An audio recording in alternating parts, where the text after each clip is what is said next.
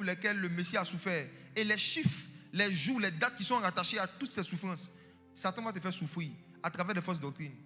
Fausse doctrine numéro 1, on peut être baptisé du Saint-Esprit et puis avoir des liens de famille. On peut être baptisé du Saint-Esprit et de feu. Et après avoir été baptisé dans le feu, on a encore des démons et des liens de famille dans nos pieds, dans nos corps. Tous les croyants qui croient en ce genre de message, leur croyance révèle leur ignorance du message de la croix. Voici, l'Esprit de Dieu m'a dit d'agresser cette doctrine ce soir. Je vais agresser cette doctrine. Écoutez, un lien de famille, c'est quoi? C'est tout droit légal qu'un démon qui est dans une famille a de pouvoir diriger la vie de quelqu'un ou de pouvoir imposer des choses dans certains domaines de la vie de quelqu'un. Effectivement, ça existe. Il y a des démons de famille, il y a des esprits de famille qui imposent des souffrances, imposent des maladies, imposent des styles de vie sur plusieurs générations ou à des membres d'une même lignée. Mais qu'est-ce qui leur donne le droit légal de pouvoir imposer leur règne, leur volonté dans la vie de quelqu'un qui est dans une famille? C'est parce que cette personne appartient à leur famille. C'est tout. Il y a des parents qui ont fait des pactes de sang, des alliances avec des esprits. Avant même que nous naissions, ils ont adoré des eaux. Il y en a qui ont adoré des mangues, d'autres ont adoré des montagnes. Vraiment, c'était des adorateurs, nos gens, nos gars d'avant. Ils ont adoré même. Voilà, il y en a qui adoraient des cailloux. Chacun adorait pour lui en tout cas. Ce qu'ils voyaient, ils adoraient. Donc, dans les différentes adorations qui ont été faites dans nos familles, effectivement, il y a des démons qui ont été invoqués. Et les gens ont tissé des accords avec ces esprits.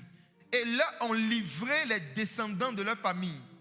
Maintenant, la Bible dit qu'il y a quelqu'un qu'on appelle Jésus qui est venu sur la terre et qui dit que quiconque se répand, croit en lui, il le rachète. Quand on parle de rachat, c'est acheter deux fois. Jésus ne t'a pas acheté, il t'a racheté. Si Jésus te rachète, ça veut dire que tu appartenais à quelqu'un d'autre. Tu appartenais à quelqu'un d'autre.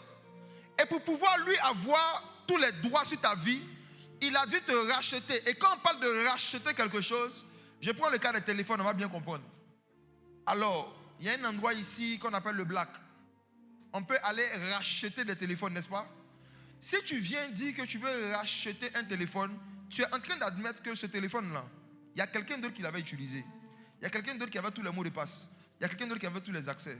Mais toi, tu es prêt à payer un prix pour venir prendre quelque chose qui est deuxième main. Nous tous, nos vies ici, c'est des vies deuxième main. Première main, là, c'est le diable qui a utilisé. Ok? Nous tous, nos vies, on fait malin dessus. Nous, dans ta vie, j'ai dit, tu dis, réfléchis. Pour ta deuxième main, réfléchis. Deuxième main, réfléchis.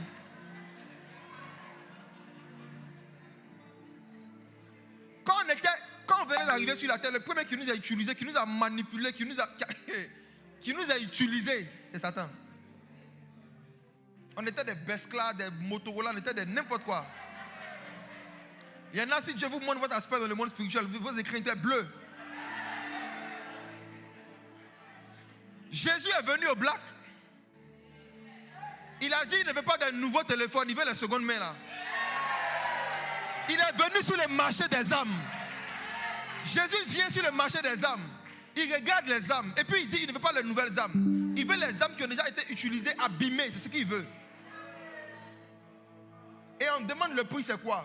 On dit c'est son sang. Écoutez-moi. On connaît la valeur d'un objet en fonction du prix qu'on a donné pour l'acheter. Il n'y a personne qui va acheter 3 grains de sable à 10 millions.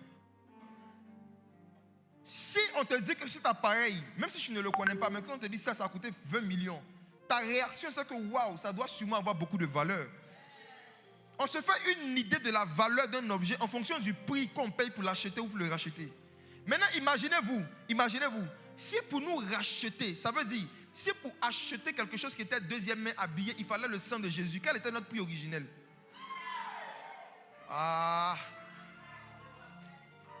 Si pour acheter l'âme d'une prostituée, il faut le sang de Dieu. Si pour acheter l'âme d'un menteur, d'un voleur, d'un tricheur, il faut le sang de Dieu. Et pour acheter l'âme de quelqu'un qui n'a jamais péché, ça devait coûter combien? Le prix auquel Jésus nous a rachetés nous montre notre valeur. S'il nous a rachetés au prix de son sang, ça veut dire qu'en fait, dans le fond là, on est quelqu'un quand même. Tu es quelqu'un quand même. Pas le sang d'un animal, pas le sang d'un ange. Le sang de Dieu manifesté en chair. Ça veut dire que tu as une valeur que lui, il a vu que Satan n'avait pas vue. C'est pourquoi Satan nous a laissé partir rapidement. Satan est comme Ésaü qui ne connaissait pas la valeur du droit d'aînesse. Ésaü a vendu son droit d'aînesse en échange d'un plat de baouin. Ils ont traduit ça dans la Bible par potage. C'est sauce feuille. C'est à cause des baouins que Ésaü a donné son droit d'aînesse. Sauce feuille. Sauce feuille. Ésaü était un profane qui ne connaissait pas la valeur du droit d'aînesse. Et Satan était un profane qui ne connaissait pas la valeur des âmes. Il ne connaissait pas la valeur des âmes. Jésus connaissait notre valeur.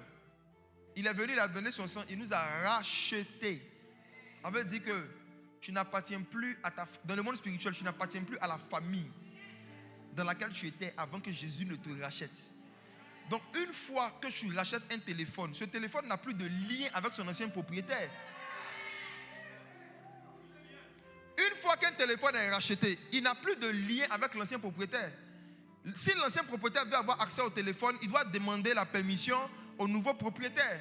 Si Jésus t'a vraiment racheté, si un démon de famille veut avoir accès à ta vie, il doit demander à Jésus. Si Jésus t'a vraiment racheté, le problème c'est quoi? C'est que dans nos églises, dans nos communautés, il y a beaucoup de gens qui viennent régulièrement mais qui ne sont pas rachetés. Il y a des gens qui ne sont pas convertis. Ce sont juste des croyants, ils croient en Jésus, ils croient en Dieu. Ils aiment la musique chrétienne, ils aiment la prière, ils aiment la religion chrétienne. Mais dans leur cœur, ils n'ont jamais expérimenté 2 Corinthiens 5, verset 17 qui dit: si quelqu'un est en Christ, il est une nouvelle créature. Des choses anciennes sont passées, toutes choses sont devenues nouvelles. Ce n'est pas parce que tu es dans l'église que tu es en Jésus. Ce n'est pas parce que tu es dans une communauté que tu es en Christ. Ce qui montre que tu es en Christ, ce n'est pas ton taux de fréquentation d'un milieu religieux. C'est ta liberté dans le monde des esprits. As-tu été racheté? Es-tu libre? La Bible dit dans 2 Corinthiens 3, verset 17 que là où est l'Esprit du Seigneur, là se trouve la liberté. Donc on ne reconnaît pas la présence du Saint-Esprit en fonction des langues qui sont parlées. On reconnaît la présence du Saint-Esprit en fonction de la liberté qui est vécue. Est-ce que tu es libre? Beaucoup ne connaissent pas le rachat. Ils n'ont pas été rachetés. Ils n'ont pas été rachetés. La preuve, les mêmes démons continuent à faire les mêmes choses. Et ils demandent les mêmes délivrances. On fait les mêmes prières. Les mêmes personnes tombent, retombent. On les redélivre des mêmes esprits. Chaque dimanche, chaque semaine, chaque mois, arrivé un moment, il faut s'asseoir. Et il faut se demander: pourquoi mon voisin n'est jamais délivré, c'est toujours moi? Un moment, il faut se révolter. Jésus m'a racheté ou pas? Si je n'ai pas été racheté, je veux expérimenter le rachat. Un moment, il faut se révolter contre les démons pour être libéré d'eux. On a dit: sors. Je suis tombé, j'ai vomi, j'ai craché, il est parti. Dimanche prochain, on dit: sors encore. Mais il est rentré à quel moment? Il était censé être sorti.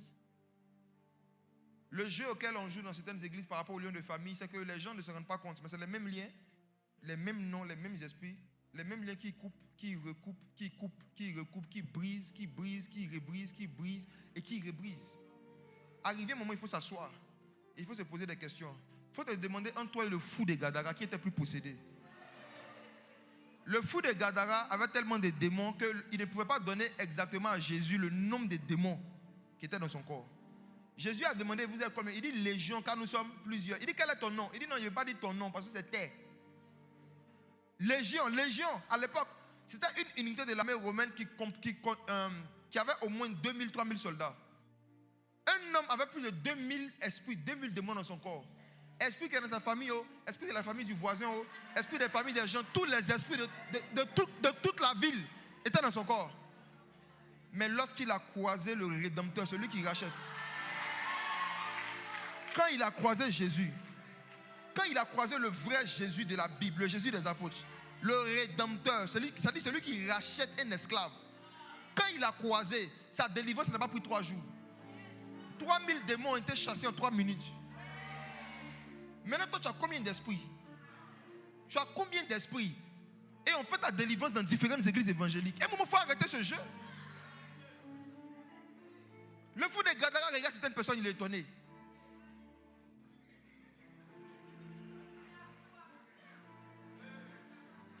Je dois vous dire ces choses. Parce que malheureusement, il y a certains pasteurs qui mesurent le niveau de puissance qu'il y a sur eux en fonction du nombre de fois où vous tombez devant eux. Il y en a qui prennent plaisir à vous voir vomir, cracher pendant plusieurs mois. Le fait de vous faire tomber pour eux justifie leur onction devant les caméras. Il y a des prédicateurs qui ont identifié dans leur communauté des filles éternellement possédées. Et quand ils veulent faire croire aux gens que le Saint-Esprit est là, ils vont prier que pour la même personne à chaque fois. C'est dit la vérité.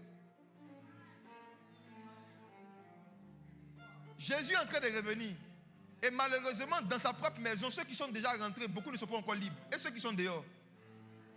Si on doit faire la délivrance de ceux qui sont en Christ chaque dimanche, et ceux qui sont dehors, à quel moment on va aller vers eux? C'est par la croix. C'est par la croix qu'il a vaincu les autorités, les dominations. Est-ce que tu as porté ta croix? Jésus dit que si quelqu'un veut me suivre, qu'il renonce à lui-même, qu'il porte sa croix. Les gens qui n'ont pas pris dans leur cœur la décision de renoncer à eux-mêmes, les démons ne renoncent pas à leur corps. Je dis, les gens qui n'ont pas sincèrement pris dans leur cœur la décision de renoncer à eux-mêmes et à leur vie mondaine, les démons aussi ne renoncent jamais à leur corps. J'ai dit à mes gars, ne faites jamais la délivrance de la même personne plus de 3 fois. Jamais. La personne est venue, on a prié, un esprit est parti, elle revient, un esprit est parti. Un moment, il faut la faire asseoir. Si elle avait porté sa croix, aucun démon n'allait rentrer en elle. La croix est un bouclier qui ferme la porte aux démons. C'est qu'elle cache là, c'est qu'elle pratique là. Elle n'a qu'à se repentir, elle n'a qu'à laisser. Sinon, vous allez vous fatiguer. J'ai grandi dans ce milieu, mes frères et sœurs. J'ai grandi dans ce milieu où on a délivré les mêmes tantis, les mêmes tontons devant nous pendant 10 ans, 15 ans. On était dans le monde, on faisait la délivrance dans les veillées devant nous. On est rentré dans l'église, on les délivrait devant nous. On est devenu pasteur, on retourne dans l'église, on les délivre encore. Et quelqu'un même vous dira, la délivrance ne finit jamais. Jean, délivrance, c'est la vie éternelle. On ne finit jamais d'être délivré. Si vous croyez ce genre de théorie, vous allez vivre comme les esclaves, pas comme les enfants de Dieu. Vous allez vivre dans la peur, dans la peur, dans la peur, dans la peur. Cherchez à plus méditer sur les bénéfices de la croix, les bénéfices du sacrifice de Jésus. Qu'est-ce que ça implique, le fait de donner sa vie à Jésus? Le fait que Jésus a versé son sang. Si j'ai vraiment ce sang en moi, pourquoi certaines choses ont agissent sur moi? Il y a un lien de famille qui continue de rester après la conversion et qui peut rester. Pour celui qui est vraiment converti, c'est l'ignorance. L'ignorance est le plus puissant de tous les liens de famille. L'ignorance. L'ignorance. Il y a un enfant qui est né à Bobo Peka 18. Il a grandi là-bas. Et il a grandi avec sa mère et avec un homme. Sa mère lui a dit, cet homme n'est pas ton père biologique. Ton père biologique est décédé quand tu avais 1 an. C'est mon mari, mais prends-le comme ton père. L'enfant a dit, il n'y a pas de problème. Mais il se trouve que le père en question traversait des situations financières difficiles. Il était vraiment dans une pauvreté constante. Il n'a pas pu scolariser l'enfant. L'enfant n'est pas allé à l'école jusqu'à l'âge de 18 ans. L'enfant n'est pas allé à l'école. Il a fait des petits métiers. Il a été cordonnier par-ci, cireur par-là, jusqu'à ce que cet enfant se retrouve un jour en tant qu'apprenti dans un gbaka. Et pendant que l'enfant est en train de faire son travail d'apprenti dans le gbaka, quelqu'un qui était dans le gbaka un jour l'a regardé et puis lui a dit, tu ressembles à un de mes amis d'enfance. Tu ressembles vraiment à un de mes amis d'enfance. Et il a commencé à parler avec l'enfant. Il s'est rendu compte que son père qui était décédé était son ami d'enfance. Et il demande à l'enfant, mais qu'est-ce que tu fais ici? Pourquoi tu fais ce travail? Il lui dit, non, c'est pour pouvoir subvenir à mes besoins. Il dit, tu n'as pas pu aller à l'école, tu n'as pas eu de diplôme, tout. Il dit, non. Il dit, mais comment c'est possible? Avant de mourir, ton père m'avait montré un compte sur lequel il avait mis plus de 200 000 $ en ton nom.